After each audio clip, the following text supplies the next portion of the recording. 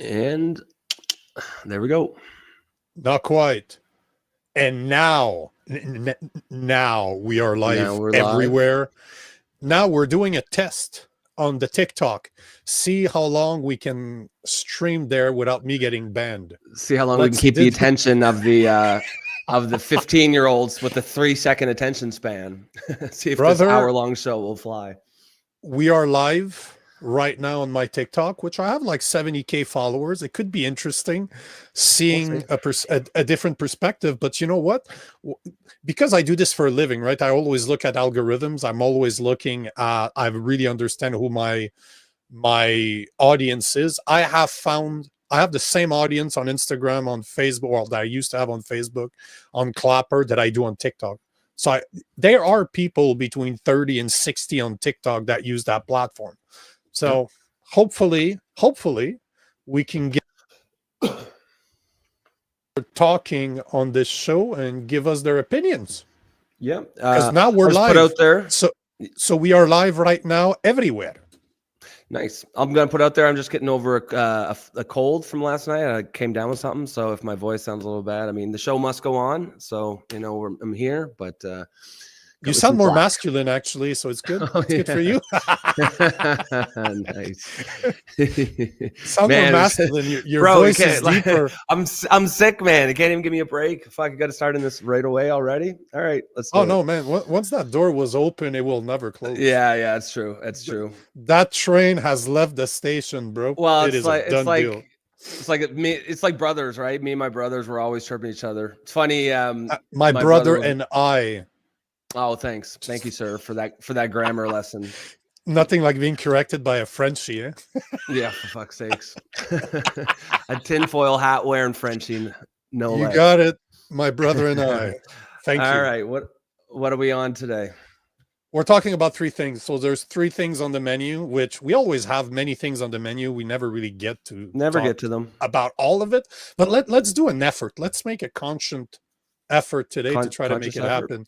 Right. Yeah, let's try. I'm not saying we're succeed. We're gonna have Jason tomorrow, keeping us in line and keeping us on the straight and narrow. But let's try to manage to struggle to the finish line without him today. Yep. So we're gonna talk about Donald Trump wins the tariff war. Obviously, we need to mention it. But if you want to have more details, and I wanted to make sure to mention this, Rob and I recorded literally an hour about this yesterday. So if you want to know more about what we think about the tariff war, because pretty much what's happening today, we called it. We fucking called this shit yesterday. But if you want to know more about it, not to brag, but just to say that we called it yesterday, and we're going to continue with the rest of what developed over the past 24 hours. But the point is that if you want to know more about what we think about this, go check the episode from yesterday. It's on YouTube. If you just go at Poly Orphans on YouTube, you can find it there, and you can get more information as per our thoughts. But we're going to talk about tariff war. We're going to talk about Tulsi Gabbard and RFK, their nomination. Has it been accepted or not? And if we have time, I want to talk about the Grammys. I wanted to do it yesterday, but we did not have time. It was just the terrorists were everywhere. The Grammys didn't matter. That idiot with the house on his head. What a dummy, man. No, but that whole family they're retarded. I'm glad we brought that word back just for this bit right here. That is a retarded family. And the whole thing, like from Will Smith to the mother to the two kids, like they are. I loved Will growing up, man. Like Fresh Prince of Bel-Air, like fuck, that was so. My kid, he was watching that show at 10 years old. Like that show stands the test of time. And he I don't know. To me, he always felt like, you never really know a celebrity, but he felt like kind of guy. Like that was a cool guy. And now, are we due for something? Oh shit! It's just you're on it right now, so I'm just gonna mention it. Go back to some of the videos of him and his son. How he's super cuddly with him, how he's kissing him. Like in interviews, it's just fucking creepy. Like I really feel bad for his son. I really, really feel bad for his son. Like I'm not gonna say that anything happened because I have no proof. All I'm saying, go back to old videos of him and his son in interviews, and it's just awkward. There's a weird freaking tension with Really? his son.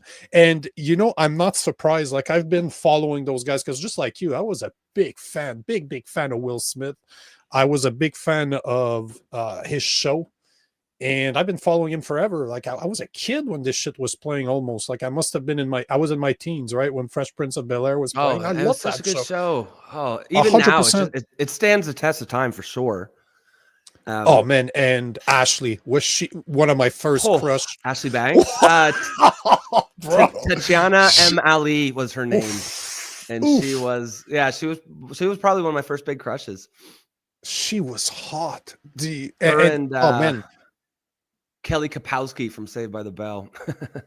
Yeah, sure, I can agree with that. I can't dating myself here, but I can agree with that. But all to say that we'll try to take the time to talk about the Grammys, just because it has become such a fuck show. Like, it is mind blowing that this shit is still going. But hey, it is.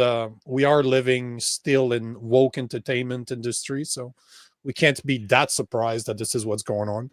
There's a vibe that, like, that whole crowd, like the Hollywood crowd, almost feels like the people from the Capitol in what's the one, the Hunger Games movie, the people in the Capitol, how they're sort of like weird, decadent weirdos, separate and apart from the rest of the country. That's sort of that vibe. A lot of these people, like fucking househead guy there. That is, although I guess that's a good point. That's a very good reference. Good for you. Yeah, and that is actually real. Oh, balls! That is so true. Yeah, it definitely gives that vibe. Although I guess making fun of Jalen Smith now feels a little different, considering what you just said. This is why you will never hear me make fun of him, because to me, he's, you look at most child actors, most of them are really fucked in the head. Mm-hmm. Like, really fucked in the head. So, you look at the entertainment industry, you look at what was said on things like Epstein, like, you start looking, and those kids were exposed. Like, there's some videos of Demi Moore kissing a pre-teenager, and you're like, and I'm like, man, I remember those videos, but why did it not look weird back then? Why was that okay? Well, like, do you know what I'm saying? Back then, I would have been like, lucky kid, right? Back then, when I was a teenager. Exactly. You're absolutely right. It does. But we all had that as a teenager, right? There's always that teacher that we would have been like, oh yeah, we would have. Have you seen That's My Boy? The movie with That's My Boy. It's Mark with Wahlberg? No. It's with Adam Sandler. It's a joke. It's basically he sleeps with. Oh, and it's years later. It's years later. Exactly. And he has a son. He becomes super. Either way. But this was the dream of every single boy. And now today I look at this, I'm like, hey, that's fucked up. That's not okay. That's not okay at all. So, yeah, all that entertainment industry, I'm like, you look at them today and you're just like, there seemed to be something off there. I feel bad for those kids, man. I really feel bad for those kids. Well, you said, you brought up the kids who grew up sort of in Hollywood, and they almost seem to be universally fucked up. I think there's probably a couple things going on. I think just one, to have that sort of attention and adoration in your formative years is almost guaranteed to fuck almost anyone up. But I also think that there's a lot of these kids are being preyed on. We've seen it with that Nickelodeon documentary. Have you heard about, like, typically this is not going to be a gossip podcast, but and I don't really follow the gossip rags, but I see it every now and again on Twitter. Apparently, like, Justin Bieber is not at all doing well, and there's a lot of speculation that he was, whatever happened going on with Diddy, he had like part of it. It's not a speculation. I know. I'm trying to be, okay.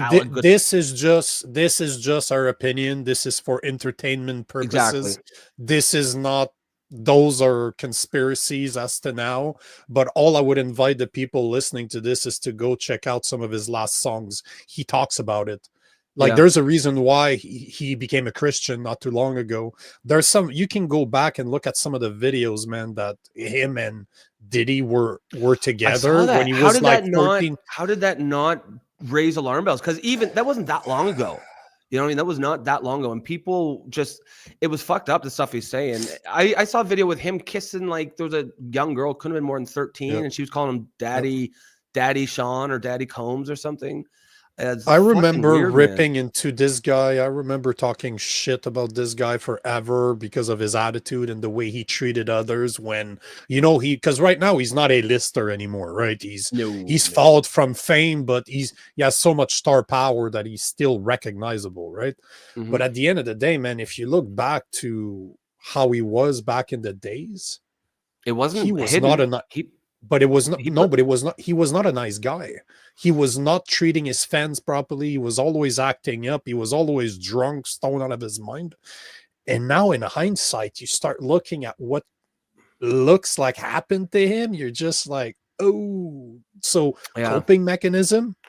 I feel bad for those kids, man. I'm going to be a father soon, and I can guarantee you one thing: that kid's not going to be in front of cameras. That kid is not going to do what I do, and that kid will never get exposed to movies. Like, he's not going to be, he's not going to become an actor. He's not going to become a singer. He's not going to be one of those kids. If he does that later on in life as an adult, as a once they're developed, once their personality is developed, it's fine. It's just when you're a kid, when you're young, you're like clay, right? You're moldable. You're going to mold into whatever, and then that clay gets baked. And that's why I think it's pretty well known now that childhood abuse, obviously all kinds of abuse is all terrible, but childhood abuse specifically between certain ages, you know, like 5 to 12 is uniquely bad because these kids get shaped by this abuse.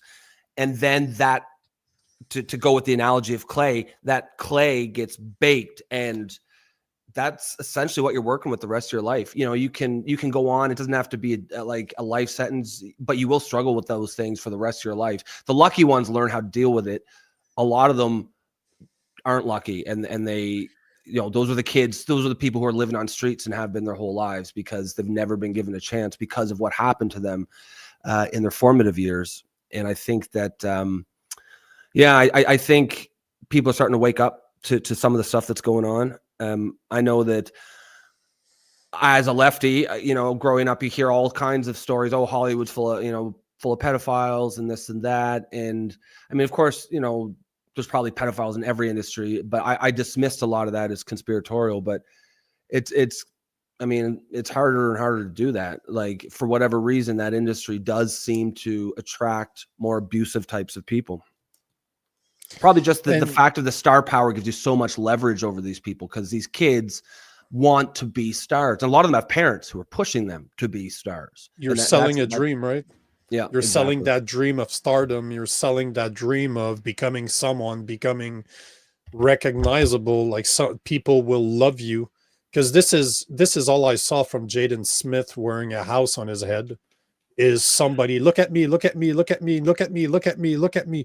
And then you have his sister that's literally showing up in underwear covered by a coat. I'm like, and it's all open. And if you look, I don't know if you saw the video, but if you look at the way she keeps on just gently opening weird. it up, her super body awkward. language. Her body language is really weird. I'm just looking. So you might as well get rid of the Grammys thing right now, since we're halfway through it either way. Yeah. But it just felt off. You look at Jaden Smith, it looks like he's so looking for attention. And then you have his sister that's half naked. She's flashing her teeth. She has a bunch of crap in them.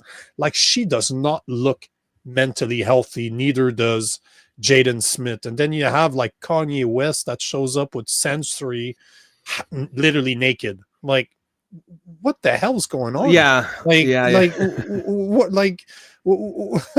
don't even know what to say. Like, what is going on with Kanye West? It clearly seems sort of like a hostage situation or something. Like, he's whispering to her, like you know, flash your ears, blink twice if you need. Bianca, for fuck's sake. And it's not funny. Like, I shouldn't be laughing at that, but he's always been weird. There's stuff that he says that I agree with. There's stuff that he said that I'm like, holy Jesus, bro, where the fuck are you coming with this? Like, you're fucking cray. But that whole show was so weird. So weird. Yeah. Like, there was a weird vibe going on that I don't understand.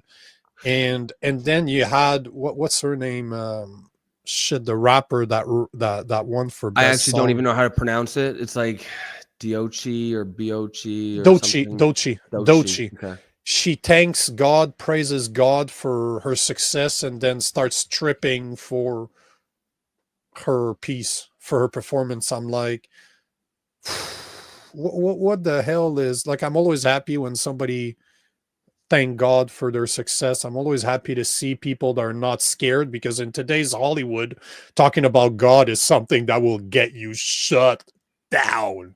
And yet they didn't take her word away. She still seems to have it, but turns around and starts tripping. It's just, is it possible for people now to just be more conservative in the way that they look? Like, is it possible to go back to a time where women did not have to expose themselves in order to get attention? Like, they could simply, there's ways. I worked in the business world for more than 20 years, and there's ways for women to dress up properly, like, not covered but not opened either, that is that is beautiful, super sexy, that shows their curvature if that's what they want to show. But it seems that today, especially in Hollywood, this is no longer possible. And, if I had a daughter, she would not be watching this stuff. This is not the type of influence I would want on my daughter. No, and I feel, we've talked a lot on the show about vibe shift that's happening a lot in the culture and politics. I think what we're also going to say, I think part of that vibe shift is a little bit of a move away from that. That sort of overexposure, gratuitous nudity. You see, I can remember 10, 15 years ago, like pride parades. I obviously never went, but as you'd see videos of it, and it used to be people sort of just marching, when there actually was, actual oppression against homosexuals. They couldn't marry who they wanted. There was discrimination in the workplace, that kind of thing. And now, past couple of years, it's really devolved into just a weirdo freak show with like people in dog masks parading themselves nakedly in front of kids. And honestly, on X, I've got a ton of followers. A lot of them are what you might call LGB without the T people, or what JD Vance might call the normal gays. Just people. And actually, he was banging on about fucking JD Vance, man. And this is a little bit of a rabbit hole, but he really impresses me. I'm a fan. Every time he speaks, he's smart, he's articulate, and he just doesn't have time for bullshit.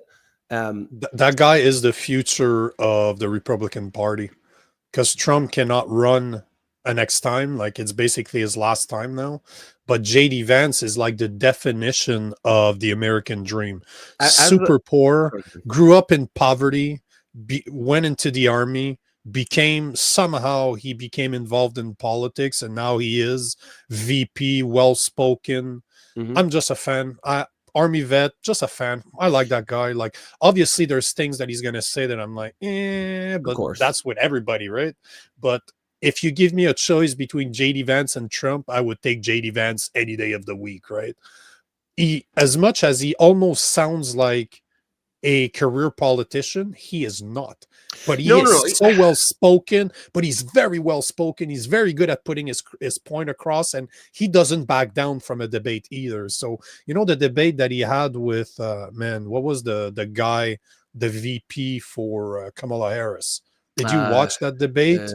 Doug No, no, that's Doug Hemmoff. Yes. Okay, that's him. But the debate that he had, the JD Vance and him debate, I watched it all. It was beautiful. He mopped the floor with him. Oh, but not only that, but he never was over the top belligerent. He never attacked him personally. It was how a debate should be done. Ideas. Here is what I think. Here's what we should do. This is why you're wrong, and this is why I'm right. And at the end, they shook hands. Like, I was listening to this, I'm like, am I in a fucking Twilight Zone episode? Yeah, time warp, right? Sorry for the younger people. Am I in a a Black Mirror episode? Black Mirror episode. What the fuck's going on? We've talked a lot about the need, I think, or the hunger out there for a politician to just be plain spoken, to sort of not try to assess the which way the wind is blowing in this exact minute, but just have principles and stand by it. I think Vance has that potential. Like you said, if you're a politician, you do have to talk a certain way, and he is that. But that's not necessarily the same as being a career politician when we use that term. We use it in a very specific way. And I mean, clearly he is and probably will be a career politician. But I don't think in the same way that me and you mean it when we say that term. So far, like I said, I'm a liberal, I'm a lefty. I'm never going to be super thrilled. But as far as from this side looking over there, that's a guy that I would feel okay with as president. He seems sane, seems reasonable. And honestly, I don't know where and how it happened, but it feels like the Republicans became the party of sanity in the last. Now, maybe I'm sure righties probably feel differently, but for me, up until maybe 6 or 7 years ago, really when the trans stuff started to take off, I had always seen the left as the adults in the room, the same people. And now there's been a mind shift in my mind. Whether I necessarily agree with all of the, honestly, people still ask me a lot on Twitter, like, how are you still lefty? And maybe part of me is I just don't want to look that deeply into it. I do think a lot of the things that probably keep me identifying the left are more fiscal policy. I agree with small-ish government, but I do think government has a role I think we talked about healthcare, I think the other day, me and you. I think our system is messed up right now and needs to be fixed, but I don't think we should get rid of it. I would prefer our system to a US style system. So we don't need to get in that debate right now. But my point was, I guess on almost all the culture issues, it's hard to see a lot of ways that I identify with, especially now that the right seems much more accepting of, like women are represented. But the thing is, they got it through merit, right? There's really no overt homophobia on the right that I can see anymore. JD Vance, he's talking about the normal gays. I think that term resonated with a lot of people. Conservative Anthony? Who's that? You should follow a massive content creator, and he's a gay conservative. Is he the one that's with that tall dude with long hair? Pressler or something? Scott Pressler? I don't know. No, he's pretty alone in his stuff. Okay. But we're talking like millions of followers there. Like, he has massive audience. Even my wife follows him. And one day I'm like, hey, I'm going to have that guy on my show. She's like, really? I really like that guy. But the point is that he's very gay. I don't understand how I could never be gay. I don't get it. Definitely don't understand it.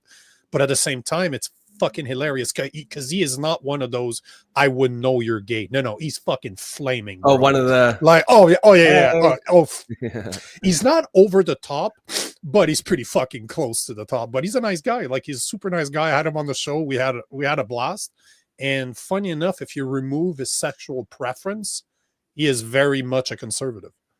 This is what's funny, is that this is what's going on right now with the right, is that the left has gone so far left that the people that have always been in the middle are going to align with the right, because you cannot be a completely extreme right. Like, the Republican could not go in as a massive Christian organization saying we're going to ban abortion, we're going to abolish abortions everywhere, no more gay marriage, no more this, no more. You can't. It's too far left. You can't. People are so used to liberal ideas. You can't swing that much right. And I'm not saying we should. All I'm saying is it's very interesting to see the people that are stuck in the middle, like the political orphans of this world. Yep. And now are aligning with the right more, because it's just, there's more common sense now. I'm going to call their shit out, just like I've been calling Polyev in Canada, like I've called Trump on a lot of things. I'm going to start thinking you have PDS here soon, Polyev derangement syndrome. No, it's just he rubs me the wrong way. But I'm a sales guy. But I'm a sales guy, right? By trade, I'm a sales guy. I was a sales engineer, and I studied psychology. Like, this is about a third of the books that I own, maybe even less than that, probably like a fifth of the books, half of them are on psychology. I've taken a lot of classes and certificate in order to understand customers. Like, how do I relay? How do I connect? Like NLP, for example, neuro linguistic programming. How do I understand how people think, and how can I relay a message that will be simpler for them to understand? How do I kind of mold my message to something that will resonate with them? And there's a lot of beauty in this, but it's a double-edged sword, right? If you understand how that works, you can play with people's mind. And when I look at him, that's exactly what he's doing. You see that? He is always saying what people want to hear. That is always what he does. He's never the first one to stand up for anything either. Have you noticed from that? I noticed that from him. Like, he just look at, again, we talked about this, and this is a portion of the show here. Just look at the tariffs. He had a golden opportunity to just say from the get-go, just say, you know what, we're not going to go at a tariff war with the US because they have more than 10 times our GDP. This is not a war that we can win either way. This is going to affect Canadians. This is just going to destroy our economy even worse than it is now. Instead, let's see if we can find a diplomatic resolution. Can we sit down and talk about what he wants from securing the border? Seems we're going to believe him. We're going to take his word. We're going to believe that that's what Trump wants. So let's sit down and let's just say, how can we secure it in a way that you will be happy with? What can we do? Because securing the border, let's not lie to each other, the CBSA needs to deal with the American custom as well, right? They need collaboration between the two in order to make it work. Yes. But why not just say that? Why not just go the Daniel Smith way and just say, you know what, I don't agree with those tariffs. And that I'm talking for myself too. I'm really aligned with Daniel Smith and the way that she handled it. I don't agree with the tariffs, but there's nothing I can do about it because they're a giant. It's the David and Goliath battle. So is that really the fight I want to have? Or should I try to sit down with them, find a resolution diplomatically that we can both agree with? And guess what? People right now, if you start looking, people are crediting Daniel Smith for finding a resolution because she has connections to the Trump party. So it looks like it's not Trudeau that didn't, but that's my point. She wasn't. She went to talk to him. But that's my point. So it sounds, and the Calgary Herald this morning was saying that Trudeau didn't do shit, that it was actually Daniel Smith that fixed it. Well, you know what? There's somebody that commented on one of her posts this morning that's like, oh, she's the prime minister to be. And you know what? If you gave me a choice right now, I think that's what she said. The prime minister elect, as in it's just a matter of time. But if you had, she is the way this needed to be handled. Yep. She did it beautifully. She didn't lose her shit. And it's funny because I'm not the biggest fan of women leaders because a lot of them dig into their emotions and they don't react in a logical way. They react with their emotions. Yet in this specific case, Trudeau reacted like a little girl, and so did Pierre Poilievre. Daniel Smith was the level-headed one in this conversation, and I'll be the first one to admit that if I had to choose right now, if you gave me those three people to vote for, Daniel Smith, right off the bat, no questions about it. I fucking love the way she handled it. Well, and that's certainly borne out by, even before these were paused, Trump gave I think there was only going to be a 10% tariff on oil. Yeah, I'm seeing hold on, a couple things. Jason, we'll go to the comments here for a sec. So first of all, Jason, your friend, that's for you. We'll see. Good to see you too, LGB Baz. I agree completely. Pride definitely no longer represents LGB. And like I said, I've got a ton of people that follow me on Twitter that are gay. And this sentiment, in fact, a lot of my sort of awakening about the harms of transgender ideology came from listening to a lot of gay people saying, hold the phone here. This doesn't represent me. This hurts us. And I listened to their arguments that transgenderism was inherently homophobic, in that it seeks to erase homosexuality by erasing sex. Because at the end of the day, the only defining trait of a homosexual is same-sex attraction. If you eliminate sex as a definable category, as gender ideology is desperately attempting to do, you also eliminate homosexuals, at least from a legal perspective. If you cannot define sex, you cannot define homosexuality legally. And if you cannot do that, you cannot defend yourself legally. You're absolutely right. Oh yeah, like like the Buckland, Marsha Johnson thing. Yeah, it's all nonsense. Johnson was a drag queen. He specifically said he's a man. The trans activism is all about transitioning historical figures to try to give their movement legitimacy and pretend like it didn't just get invented about 5 minutes ago by a couple of pedophile academics like Michel Foucault or John Money. Even Alfred Kinsey. These are, this whole ideology, this idea. Of course, cross-dressing men have always been around, but that's not what we're talking about. We're talking about trans in the modern sense. We're talking about the idea that essentially it's a religion that all humans have an innate gender soul, and for some people, some special individuals, this gender soul does not match up with our physical sexed body. I don't believe that. I don't believe we all have a gendered soul that is separate and distinct from our physical sex body. I believe we are our body. And they've done a very effective job of creating a scenario over the last 10 years where anyone who does not believe that idea, that patently absurd idea, is a bigot, is a transphobe, is full of hate. And it's ridiculous. So I'm how the hell did we end up Jason talking about this? Jesus, what a rabbit hole that came out of nowhere. What the fuck, man? Oh, yeah. We're talking politics. We're coming back to it. Also, I agree with Jason. Nico, why don't you tell us, why do you hate women? Oh, that is so funny. I will never use the word hate. No, never. Okay. Why do you strongly dislike women? That's funny. You know what? I don't dislike women at all. But if Jason were on the show when you had said that, me and him would have shared a look. Oh, yeah. Oh, that's funny. Telepathically, we shared a look. I have no dislike for women whatsoever. I just believe in gender roles. I believe that there are things that men are better at. There are things that women are better at. And men, by nature, our brain is more logical. Same way as by nature, women are more compassionate. They care more. You know the expression, men like things, women love people.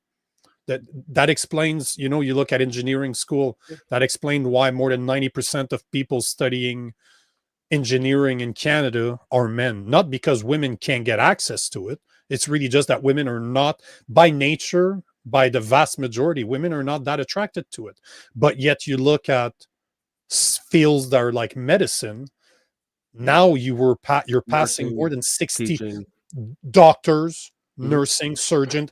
It's not just nursing anymore. It's any point in medicine. You're looking at above 60% last time I checked. And you look at teaching, 75 to 80% of teachers in North America are women. Is it because men can't do it? No, we can. It's just that women care more. It's simple as that. And this is not a bad thing. It's just, it's a difference between the two of us, but all to say that, because that's a rabbit hole. And I want you to get your thoughts on the tariff. But the point is that by nature, men are more logical and women are more emotional. But that doesn't mean that men are not emotional and women can't be logical. That's not what it means. We're just talking about averages here. Exactly. I'm talking about, yes. That's all we can do. That's all we can do. We can't talk to every single exception out there. We can only talk in general terms. But when I look at a Daniel Smith, it made me laugh. Inside, I like her. I've always been a fan since she's been in like the premier of Alberta. I'm like, she believes in free speech, guns, and she believes in freedom of choice when it comes to vaccination. So I'm like, amen. Amen. Those are three of my core values. So I'm like, if you can have free speech, you can have gun rights, and you can choose what you do over your own body. That to me is like the you want baseline to talk about guns. I wouldn't mind talking about guns. Do you want to say that for tomorrow when Jason's here, or do you want to quickly? That's fine by me. But I'm a big fan. I have guns. I've been a fan for a long time. I'm trained. I take this shit very seriously. But all to say that we can make a full episode about this. Yeah. But right now, all I'm saying is that her core values are very similar to my core values. And if I look at all the leaders that we have in Canada, she's the only one that responded in a way that I agree with. And funny enough, sarcastically enough, she's the only one that wasn't a little girl about it, that went emotion and started screaming. Yet the two men in that situation acted out of emotion. She stayed logical and just say, let's find a way to figure this out diplomatically. And she made it happen. bravo from a very sexist conservative Christian. Sarcastic. Like, come on. But you know what, I will always give credit where credit is due, and she handled it like a pro. Good for her. She deserves more. She deserves more recognition for how good of a job she's doing, if you ask me. Yep. Yep. I thought she did well. I mean, like I said, the fact that Trump, even before he pulled them back, was only going to put 10% on oil means she obviously did something right.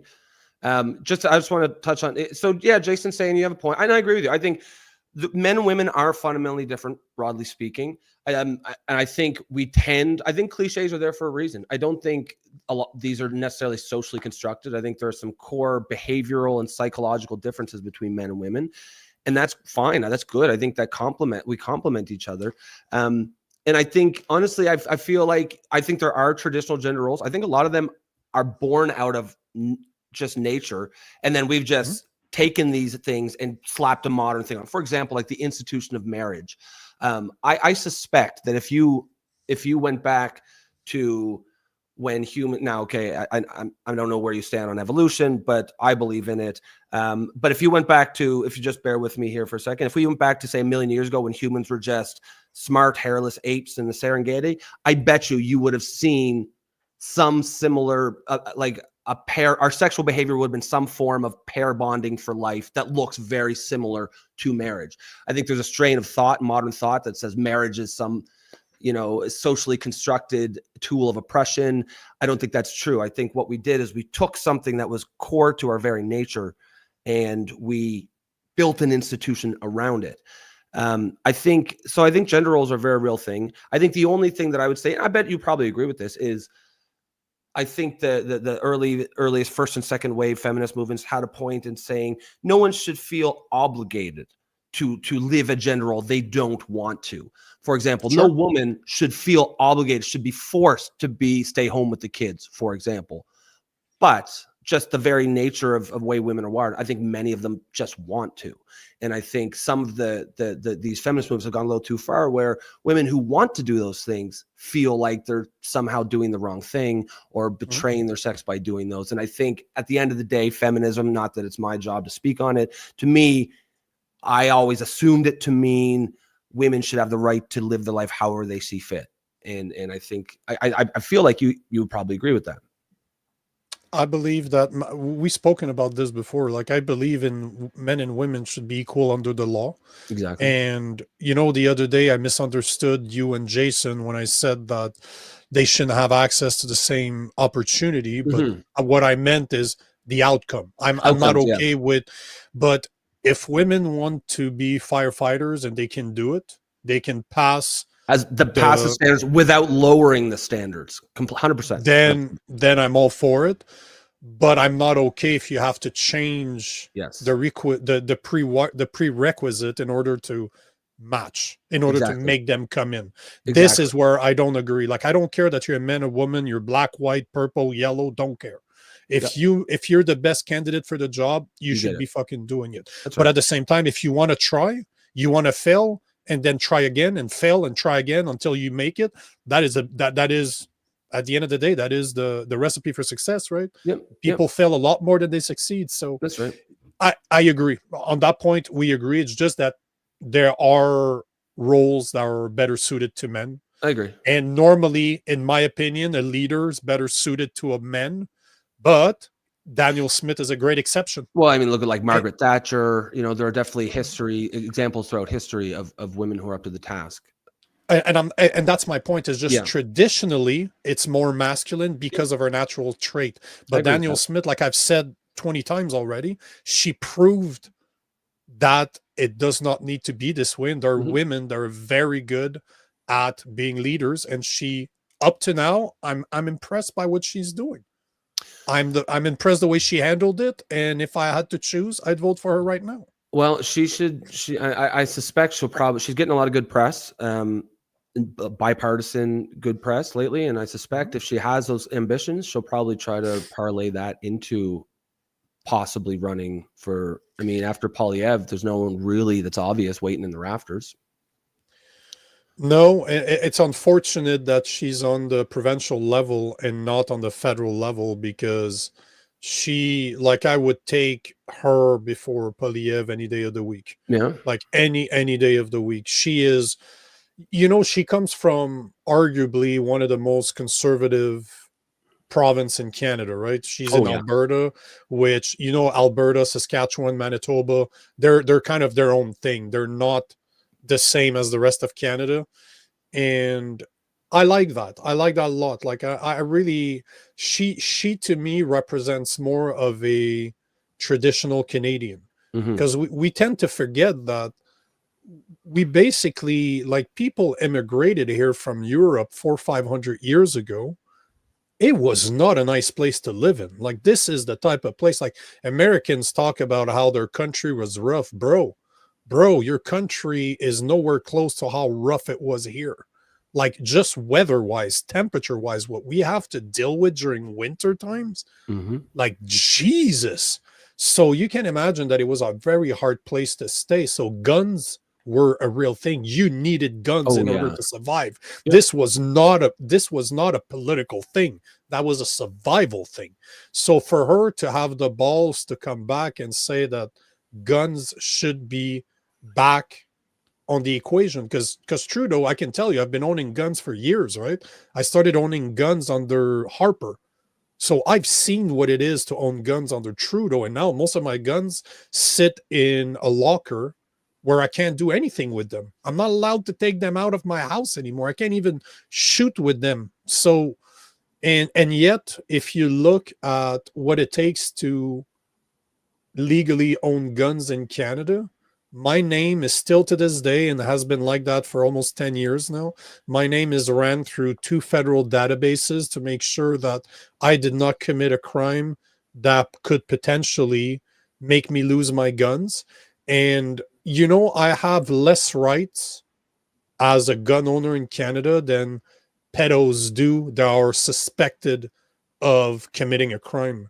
Hmm. Like, the RCMP in Canada does not need a subpoena from the court in order to come to my house because I own Really? guns. I didn't know No, that. I 24 think the hours sweet notice. spot. 24 hours notice. Yet somebody that's been in prison for very bad things like kids, Hmm. you need a court order in order to go to his house, even though that he's been convicted of doing something. That's So ridiculous.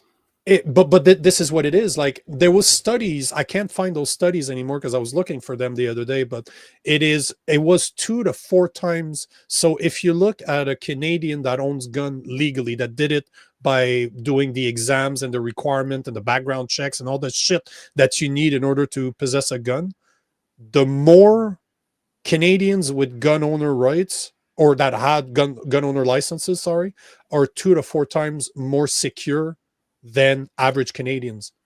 So it's not us that commits crime, is the rest of the people. Just because of the sheer amount of crap that we need, of red tape and loopholes that we need to go through. I think the sweet spot, in my opinion, is somewhere in the middle between us and Americans. I would not want American gun laws here. Um, I don't see guns as a moral issue either. They're a tool. They can be used for good. They can be used for bad. Just Um, like cars, just like yeah, knives, just exactly. like, Like, yeah, I was agreed. I was an infantry soldier in the Canadian Forces, and I served in Afghanistan and Haiti, and so I'm very familiar with guns. And one thing that in the military you're taught just to respect it as a tool, and that sort of drills into you this idea that it is a tool, and this is a necessary tool, but a tool nonetheless. It is not a moral thing for me. I think You and me, American we gun laws, definitely agree on this one. American gun laws are fairly insane.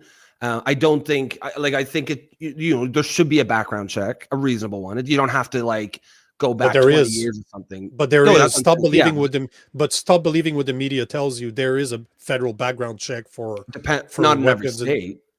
100%. It's federal. 100%. Okay, I don't think. No, it's the media. The media makes it sound like it's incorrect, but I can tell you, I've been to 23 different states in here, and I'm a gun fan. There is a background check everywhere. I don't think that high caliber, like AR-15 style rifles, is necessary for civilians. I think handguns for home defense, rifles for hunting, and even shotguns are reasonable. But see, this is where you and I will completely disagree, because I don't Mhm. believe in restrictions whatsoever. I believe in zero restrictions. Yeah, no, We can do a show all on this, but the thing is that, again, you're a Canadian. And don't take this the wrong way, but you're not an American. You were not born. Your constitution, your second amendment of your constitution is not is not the right to own guns. And as we were talking before we started recording, the big difference between Canadians and Americans, Canadian lost their War of Independence while Americans won it. And how did they win it? By fucking fighting for their rights. We lost, they won, and that stayed in their mental. This is why the First Amendment is free speech, and the second is the rights to own guns. In case your free speech is taken away from you, you get to fight to get it back. That's but this basically idea that there their can be no amendment. restrictions. I support the idea of the right to own guns, but this idea there can be no restrictions, I don't agree with that. When the 2A was put in place, that people had breech loading muskets, that there was no But that was the technology back then. There was no concept of a weapon. But what I'm saying is, had there been those weapons back then, I'm not sure that they would have put the 2A in. Like, of course they would, because you misunderstand what the Second Amendment is about. The Second Amendment is not about owning guns for self-defense. The Second Amendment is about owning guns in case that your government becomes tyrannical. Oh, no, that's bullshit. And you can have a militia. Brother, fucking U.S. military. There's nothing a bunch of people with AR-15s is going to be able to do to the U.S. military if they really want to crack down on their people. It does not matter what you believe can or cannot be done. I'm explaining to you from me having multiple podcasts with constitutional lawyers that will explain to you what the Second Amendment is. Okay, well, what about the well-regulated militia part? Does that not factor in? What do you think a militia is? They're literally, a joke is like people with pitchforks, right? That's how the English made fun of the Americans for imagining. But well-regulated. So, okay, so what? What's well-regulated? The people, see, and organized. If you're going to go against the government, you don't want the government. If the Second Amendment is for the people to be able to protect themselves against the government, or to overthrow a government if they become tyrannical, the well-regulated militia needs to be regulated by its people, not by the government.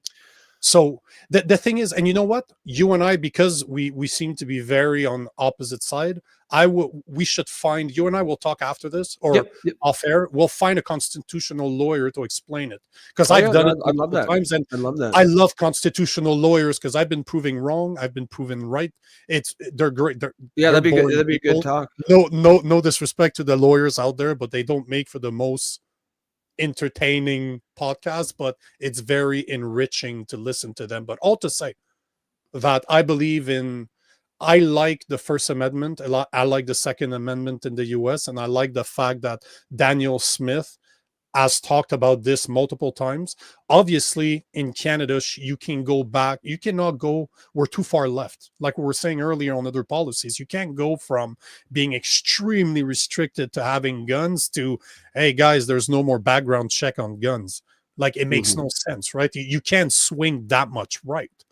But there has to be a way to start bringing it back to a more common sense approach. I agree. No, I would definitely agree on that. I think it shouldn't be that self-defense. Because self-defense, first and foremost, is a God-given right. Has nothing to do with government. I have the rights to defend myself, defend my family, defend whoever needs to be defended. This is why I've done martial arts for more than 20 years. This is why I'm very capable with a firearm, because I strongly believe that if weaker people need help, I need to be able to help them. And this is not a government thing. This is a value. This is one of my moral value as a Christian. I want to help others wherever I can. Plain and simple. So now, which tool are we allowed to have? This is a conversation for another day, but we have to agree on the premise that self-defense is a right? So, that's right. And it's a God-given right. It's not, the government doesn't get to decide. And this is what Daniel Smith seems to be insinuating. I'm interpreting at this point, because I don't think she's ever been asked that question like that. But all to say that she seems to be very common sense with her approach on pretty much everything right now. So I suspect if she does decide to run for some like federal seat, like prime minister, I'd be surprised if she engages in that conversation. I feel like she's going to feel like that's going to be a third rail in Canadian politics right now. Yeah, I feel like attitudes are shifting. I feel But like it more wouldn't be people. though. But it wouldn't be. It wouldn't be, because a lot of the more conservative people that are voting for Polyev, or that are Mhm. still Polyev fan, started with that, because he used to talk against gun regulation, not gun regulations. That's not a good term, but he spoke for gun owners. Like Yeah. he was trying. He has completely stopped talking about it, and I have to do some more research, just because there's a massive asterisk here, because last time I checked, he was not talking about this, because this is no longer the problem. You know what I mean? Like Yeah. it's shifted so far left now that gun rights is not something that's going to move the needle for Pierre Polyev. I feel like for a conservative politician in Canada, if they start talking about that as a major issue, the whoever they're against from the Liberal Party or the NDP is just going to be able to just beat them over the head with it. And I think I think it would be effective. I think it would be effective if they start running a bunch of ads telling Canadians that this person Daniel Smith or Pierre Poilievre wants to make America or Canada like Detroit or something, or Chicago or something like that. I mean, Well, it's bad faith. I don't think that's correct. But Chicago, you can't legally own guns. So that's a very liberal city. But They don't you're like talking guns about like there. thinking it through. People don't think through in politics. They just react. They respond emotionally. We agree, but they would need to approach this not from a gun rights perspective, but from a self-defense perspective, which is why I brought that up with you when I saw that we are not on the same spectrum when it comes to gun rights.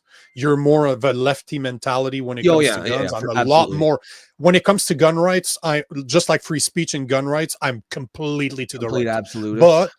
But I'm more of an absolutist with free speech for sure. But it starts there. This is the number one thing. I believe in 100% free speech.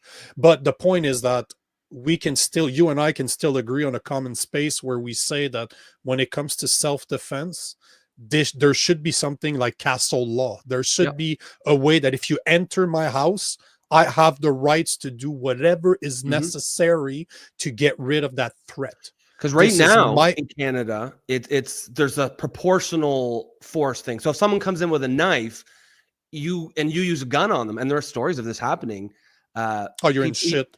Yeah, you get in shit. You can get charged, and I think that is absolute bullshit. Once you decide to enter someone's home, all bets are off. You have forfeited the right to. Now you can't tie the guy up and then murder them, of course. But in the heat of the moment, with that kind of the kinetic energy of those kind of things, yeah, sometimes people get killed. And if you are on the losing end of that, and it only happened because you entered someone's house, as far as I'm concerned, you forfeited. That's on you. We agree. If you enter my house with ill intentions, your life has been forfeited. Absolutely. As a man, you can't take that risk. You can't take that risk with your family here. I can't say, oh well, he only had a knife or he only had a baseball bat. You can't do it. And I you can't. And that's one of those things. But if they approach it from this perspective, it's very hard to argue with it, right? Yeah. Like that perspective is very hard to disagree with. And this is what I like about this show, because you and I still disagree on the concept of a limited ownership of firearms. And you know what? It's fine. I don't expect people to agree with me. But at the same time, who can really disagree with the fact that I should be allowed to defend my family? Yes. My wife should be allowed to carry a gun to defend herself if she needs to. Do you know what I mean? Like this is when it comes to self-defense. My buddy said that to me years ago. The guy that initiated me to firearm told me as a joke, he's like, I don't care that you've been doing martial arts for so long that you know how to fight. My gun will equalize this situation. And he's absolutely right.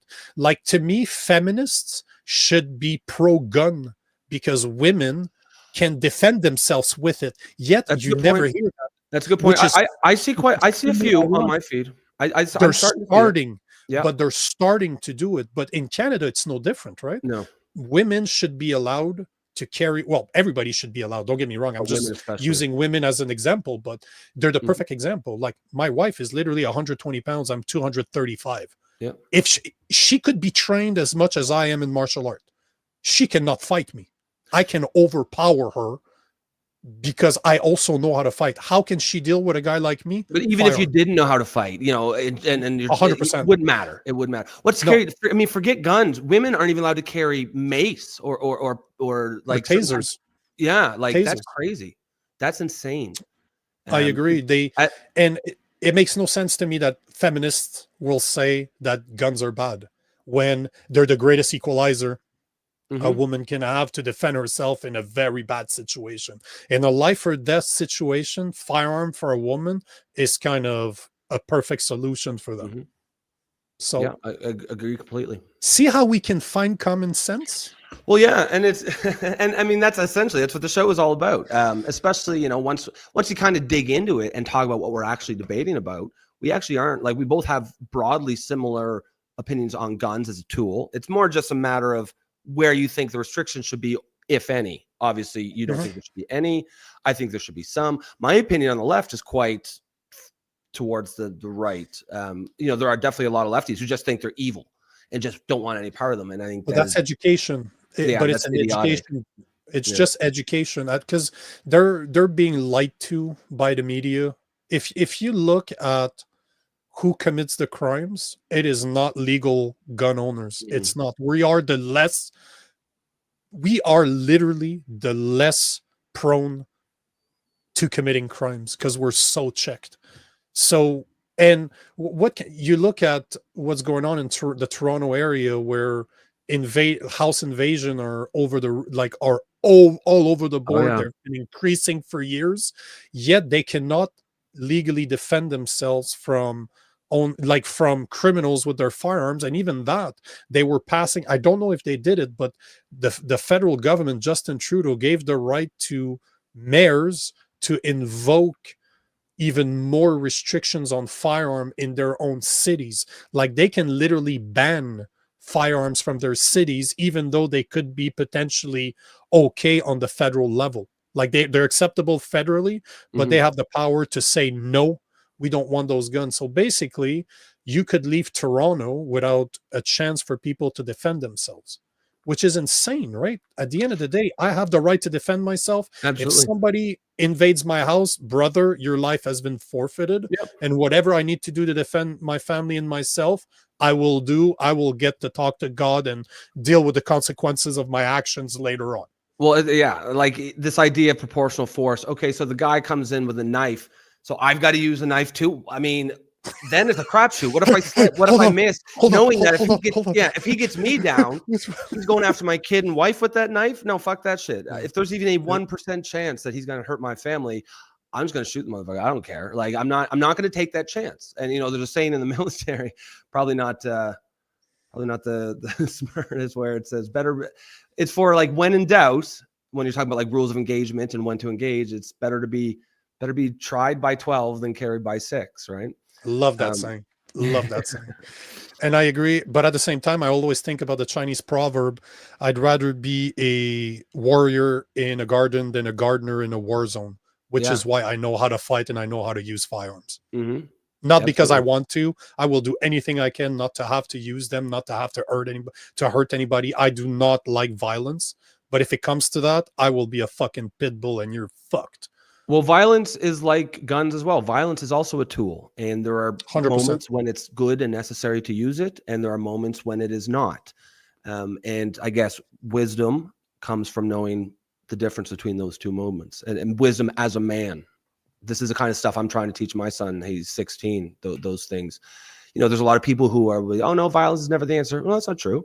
Sometimes it definitely is the answer. Agreed. What you have to do as a man is know when to use it and know when to not. Brother, microphone drop. We agree. That's it. Bro,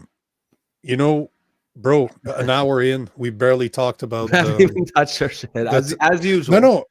No, but it's okay though, because I like the segues, because now we're bringing stuff, and this just goes to show why I like Daniel Smith, and maybe it can show people that are not familiar with her, why I do like her so much and why she did the right thing and why Pierre Poilievre and Trudeau should learn from her. Like they should learn how to handle their business more like her, which hilarious. Yeah, I mean, Love it. I think love she's it. done a good job. I think she's certainly done well for herself. I think in some ways she has the luxury of not needing to worry about a national constituency because, like, you know, again, we've talked a lot about career politicians and how much we really don't like them. But any politician, even ones who do have principle, they do have to consider what they say when they say it. Now, politician will need to politic. exactly. I think the trend has gotten far too risk averse, and they're all just so terrified of not offending this person or that group or this group. You can't be like that. But it'll be interesting to see how she evolves if she does go on to, you know, start making moves towards the federal. And here's Jason. Even Mother Teresa knows how to use a firearm. Chick is Albanian. Yeah, she doesn't fuck around. She's seen some shit for sure. On that note, bro, it's been an hour. So yes, guys, thank you for listening. Thanks for engaging. Just being here.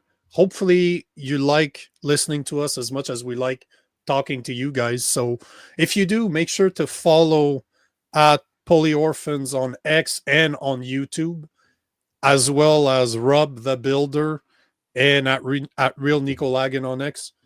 And we'll see you tomorrow with our good friend Jason. He's coming back tomorrow, so he'll be chirping here from the studio, not from the comments. He'll be chirping me live instead of just writing. So, yeah. All right, folks. I'll see you tomorrow. Peace out.